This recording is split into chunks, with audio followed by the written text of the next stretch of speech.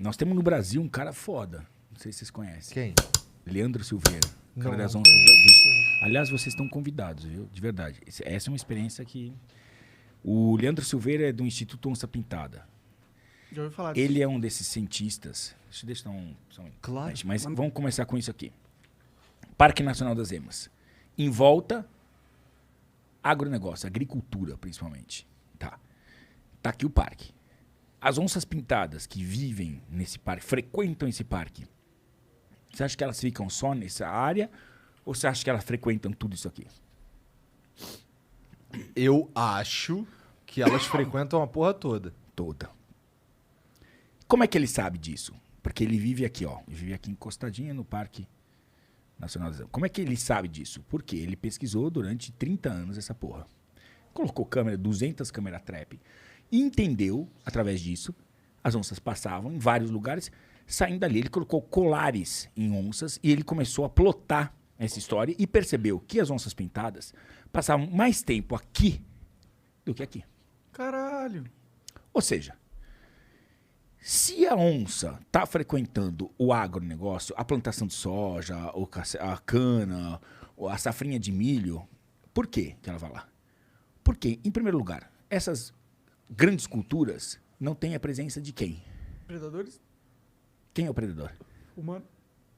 Não tem homem, não tem gente. Porque são culturas que tem máquinas trabalhando ali, tem um cara, outro, mas em cima de máquinas. Então, não tem gente. Não, e se não tem gente, não tem cachorro, não tem gato, não tem arma. Então, as onças estão ali. Se eu quero conservar essas onças, com quem eu tenho que falar? Eu tenho que abrir diálogo com quem? Com os caras do agronegócio. Porra, a onça tá mais aqui que aqui. É. Total. Eu tenho que conversar com esses caras aqui para proteger esse bicho que tá aqui. Esse é o pensamento desse cara. Só que assim, o que ele faz hoje? Ele tem um canal que tá bombado, inclusive, de YouTube, de Instagram. E o que ele faz?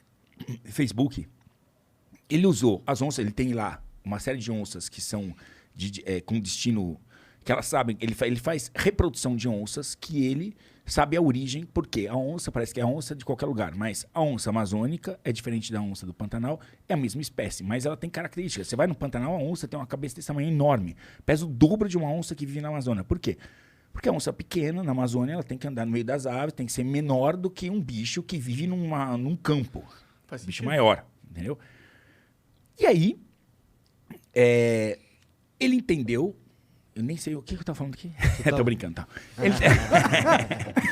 Ele entende, o estudo dele entendeu que assim, que ele tinha que conversar com esses caras que estavam em volta para trazer esses caras para um diálogo para proteger a onça. Então, o que ele fez? Ele procurou esses caras e começou a certificar essas fazendas com medidas. Olha que ação prática para conservação. E não só, as onças estão desaparecendo, temos que botar a estudar. Não, tem que estudar com algum propósito.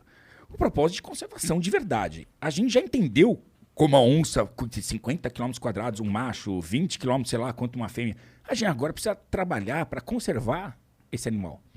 Então, quando uma onça, não adianta falar, a onça está na minha fazenda, vamos tirar esta onça daqui porque está me atrapalhando. Bicho, não dá. Não dá para tirar todas as onças que estão atrapalhando e vai enfiar onde, cara? Essas onças. Então, a gente tem que aprender a conviver com as onças. E esse é o trabalho do cara. Fazer com que eles entendam a onça, respeitem a onça que frequenta esse lugar e não matem essa onça por medo. E aí, para essas fazendas que mantêm a reserva legal, que vocês sabem que no Brasil o bom fazendeiro tem uma reserva legal, que é um benefício da sociedade. Pode crer. Isso não existe em outro lugar do mundo, existe Isso no pra Brasil. cada pedaço que ele A nossa cultiva. lei ambiental é do caralho. Pra cada pedaço que ele cultiva, ele tem que ter um pedaço que ele não cultiva. Exato. E que ele tem que manter, e que ele tem que preservar, e tem que, assim, proteger, fazer acero, quer dizer, proteger contra o fogo, não deixar ninguém caçar. É responsabilidade dele, mas é um benefício da sociedade. População, sim. Né? Então, beleza, ele tá ali, fazendo tudo certinho. Esse cara, o que ele faz? Ele mete um selo dizendo, esse cara é legal.